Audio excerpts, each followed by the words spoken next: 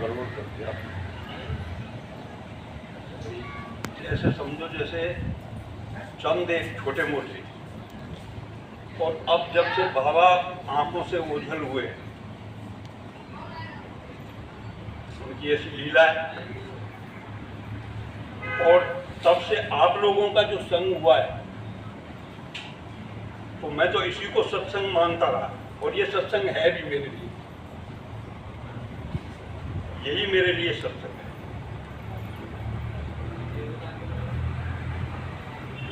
एक बार मैं अभी बाबा का सत्संग सुन रहा था, तो बाबा बता रहे थे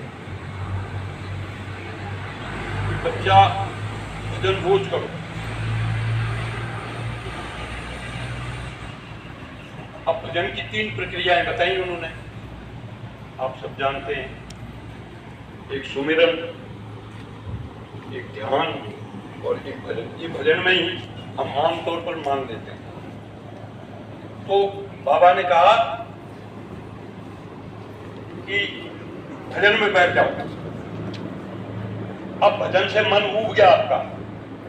कभी कभी होता है कि हम संसार में ज्यादा बह जाते हैं, सांसारिक आदमी है, स्वाभाविक है, मन की तरंगें संसार की तरफ खींच ले जाती हैं, वासनाएं संसार की तरफ खींच ले जाती हैं, भजन में मन नहीं लग रहा है, आप बैठे हुए हैं लेकिन भजन में मन नहीं लग रहा है।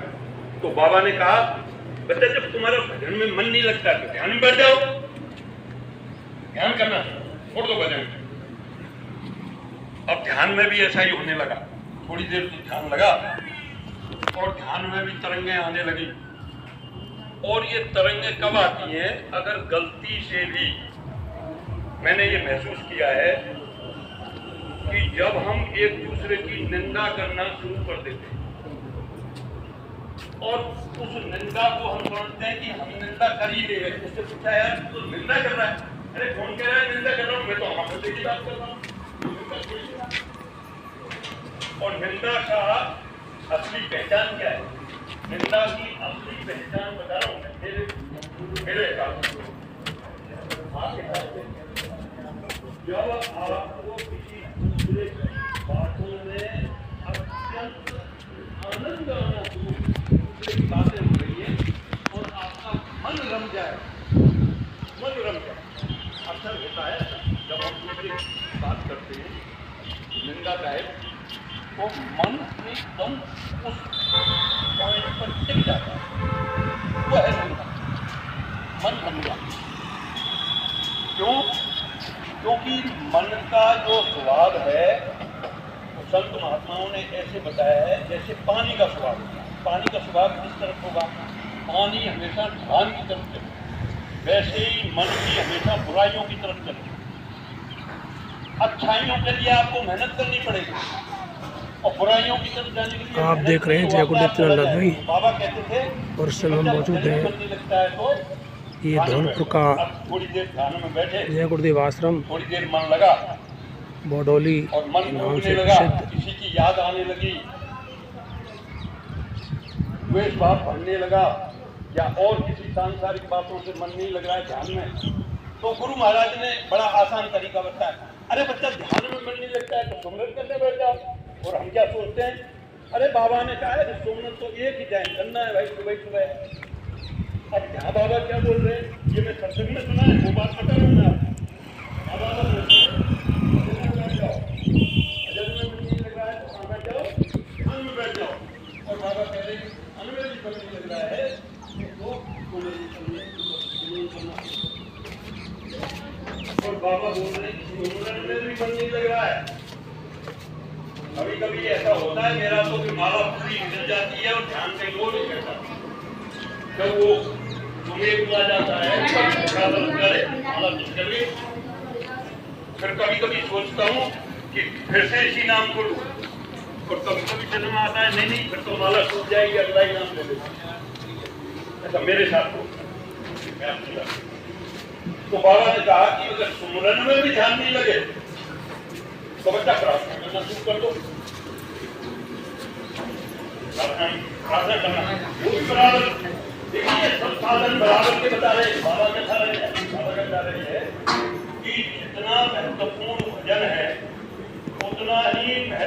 साधन रखता है, वो ध्यान रखता है, और उतना ही महत्व सुमरन रखता है।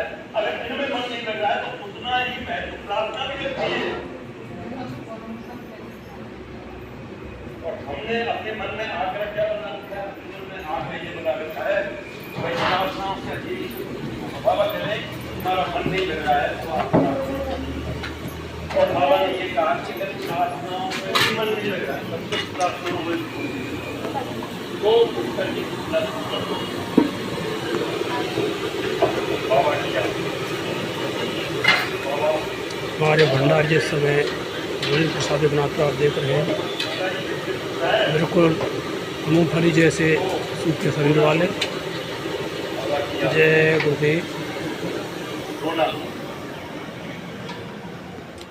जब 4 आंसू आपके निकलेंगे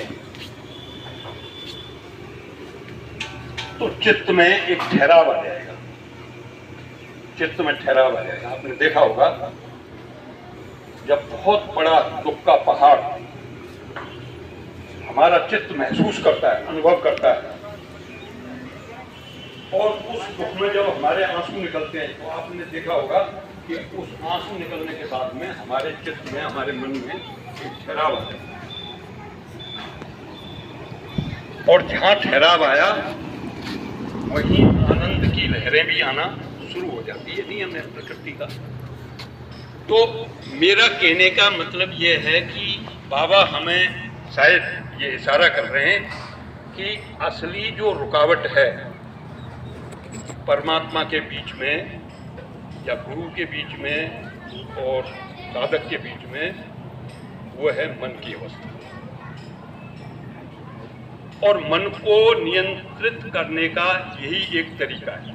कभी कभी आपने ये भी महसूस किया होगा कि जब हम बैठते हैं और मन लग जाता है, चाहे ध्यान में, चाहे भजन में, चाहे सुमरन में, खास करके ध्यान में जब आपका मन लग गया, मन टिक गया, तो ऐसा लगता है कि हम 10 मिनट ही बैठे हैं। ऐसा महसूस होता है कि अभी तो बैठे हैं, और फिर मन उछट गया, क्योंकि आप सोच के बैठे होंगे कि मुझे तो 15 मिनट बैठना है। जैसे अक्सर बाबा बोलते थे कि 15 मिनट का सुमरन करो, 15 मिनट का ध्यान करो, 15 मिनट का भजन करो। तो हम सोचते हैं कि 15 मिनट तो बैठना ही है, और आप 10 मिनट या 15 मिनट ऐसे महसूस हुआ आपको कि 10 मिनट ही हुए, लेकिन उन 10 मिनटों में ध्यान में आपका मन टिक गया। कभी कभी होता है सालों में एक आधी बार या महीने में एक आधी समय, तो आप अगर घर की तरफ ध्यान दोगे तो पता चलेगा अरे आध घंटा निकल गया, 40 मिनट निकल गए। महसूस कैसे हो रहा है? 10 मिनट निकले। अगर मन टिक गया तो 10 मिनट 40 मिनट निकलने में टाइम नहीं लगेगा। और जो साधक गुरु की याद में बैठ जाते हैं और याद का तारतम्य टूटता नहीं है, अनवरत, जिस तरीके से पानी की एक धारा, नल की जो धारा टूटती नहीं है, इसी तरीके से अगर उनका ध्यान बनना शुरू हो जाता है तो महाराज 24 घंटे निकलने में टाइम नहीं लगता। 24 घंटे निकलने में भी टाइम नहीं लगता है। वो संसार के काम भी कर रहा है, संसार के काम भी कर रहा है, और अपने उस काम में ऐसा नहीं कि उसने संसार का काम छोड़ दिया है। यही तो बाबा बता रहे थे, यही उन्होंने भी बताया हमको, संपत जी ने भी बताया, जिनका ये जिक्र कर रहे थे। एक बार वो चल रहा था, वहाँ कुट्टा चल रहा था, मशीन चल रही थी, तो बाबा आए और बाबा ने कहा, गुरु महाराज ने कहा, अरे प्रजापत थे वो, अरे प्रजापत तू 24 घंटे तो ये कुट्टी में लगा रहता है, अरे कुछ सुमरन भजन ध्यान भी करता है कि नहीं करता है? अब देखो जानबूझ के, मतलब उन्होंने काम में लगाया है, गुरु महाराज ने काम में लगाया है, गुरु महाराज का काम कर रहे हैं, और गुरु महाराज ही पूछ रहे हैं, अरे तू सुमरन भजन ध्यान नहीं करता? कब करता है सुमरन भजन ध्यान? तू तो मैं देख रहा हूँ 24 घंटे इसी में लगा रहता है। अब वो हाथ जोड़ के बोला, गुरु महाराज पहले तो ये काम करना जरूरी है, मैं तो इसी में लगा रहा, मेरा तो सुमरन भजन ध्यान सुना नहीं। अरे तुझे मैं याद आता हूँ कि नहीं आता हूँ? गुरु महाराज बोल रहे, तुझे मैं तो याद आता हूँ कि नहीं आता हूँ? तो बोला, हाँ गुरु महाराज आप तो मुझे हमेशा ही याद रहते हैं, मैं तो आपके बारे में ही सोचता रहता हूँ। अरे तो बच्चा यही तो भजन है, और क्या, यही तो भजन है। तो कहने का मतलब ये है कि कैसे भी आपका मन गुरु महाराज के चरणों में टिक जाए। तभी तो गुरु महाराज कहते थे कि कहीं भी टाइम नहीं मिले तो आप सुबह शाम जब जंगल जाते हैं वहीं बैठ जाओ। तभी तो बोलते हैं असली काम है मन की अवस्था। और मन की अवस्था कब सुदृढ़ होगी? मन की अवस्था जब सुदृढ़ होगी जब हमारा सत्संगी भाइयों का प्रेम की जो पराकाष्ठा है, अटूट प्रेम, निस्वार्थ प्रेम, किसी को किसी से कुछ लेना देना नहीं, लेकिन ये तड़प होती रहे कि भाई अब का इतवार कब आएगा, अब का रविवार कब आएगा। आपको शुक्रवार से ही आपके दिल में ये तड़प लग जाए कि भाई अब के रविवार को तो मुझे वहां जाना है संगत प्रेमियों से मिलना। जब ये तड़प पैदा हो जाएगी तो प्रेम बढ़ेगा संगत से, और प्रेम बढ़ेगा संगत से सत्संग की बातें आप सुनेंगे।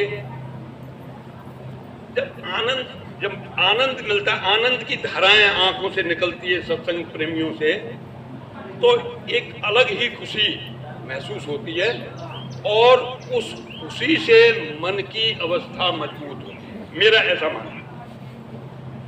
तो हमारा आपस में मिलना जुलना हो। अब इतना मुझे तो बोलने का भी अनुभव नहीं है और पढ़ाई लिखाई की नहीं, शास्त्र भी नहीं पढ़े।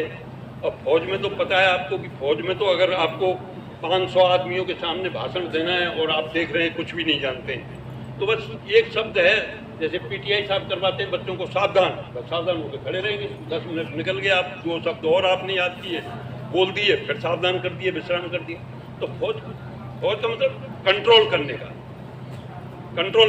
तो यहाँ जब भी सत्संग में आए, मेरा अपना मानना है, जब भी सत्संग में आए तो मैं अक्सर ये बताता हूँ अपने मन को।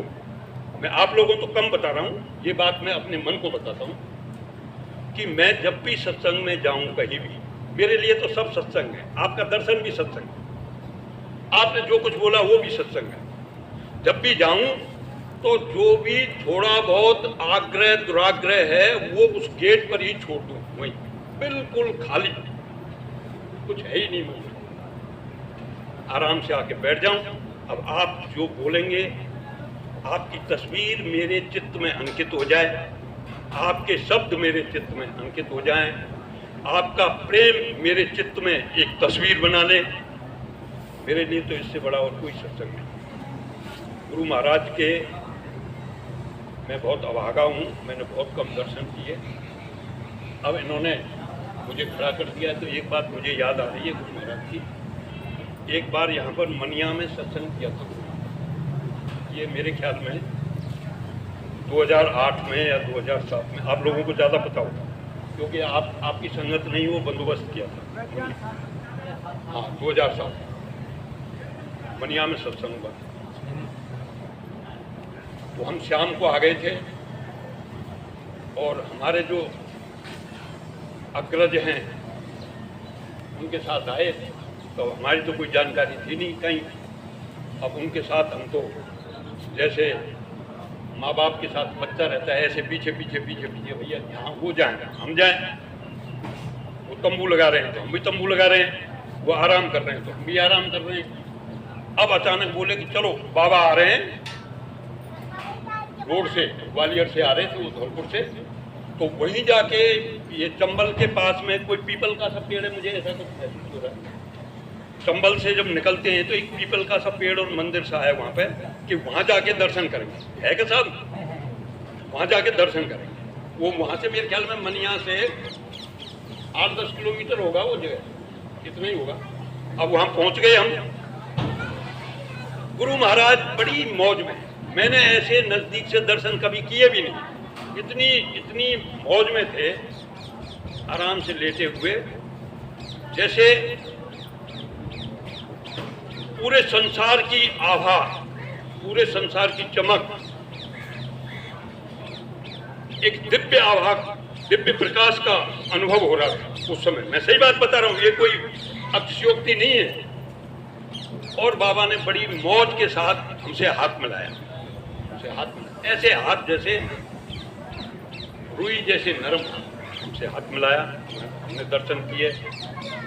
अब जब वो नजदीक आए, अब देखिए मेरे दिल में एक भावना पैदा हुई, मन में एक भावना आई, अरे यहाँ तो खूब भीड़ है, बाबा कौन सा जानता है मुझे कि भाई मैंने दर्शन दे दिए इसको। जैसे ये बता रहा था ना अभी कि दर्शन से तृप्ति नहीं होती है, लेकिन भाव आ गया मन में कि बाबा कौन सा जानता है, तो और आगे भीड़ में जाके खड़ा हो जाए दर्शन करने के लिए। अब मैं बिल्कुल नजदीक पहुंच गया बाबा के, और बाबा ने हाथ मिलाया मुझे, हट बार बार तू ही करेगा दर्शन, चल। बाबा दर्शन देते समय ऐसे कभी नहीं बोलते कि तू ही करेगा दर्शन। क्यों बोला बाबा ने? बाबा ने ये बोला कि मन में भाव आया कि बाबा एक आपत हो, इस वजह से बोला हो। अब पता चल रहा है ये बात कि बाबा ने ऐसे क्यों बोला।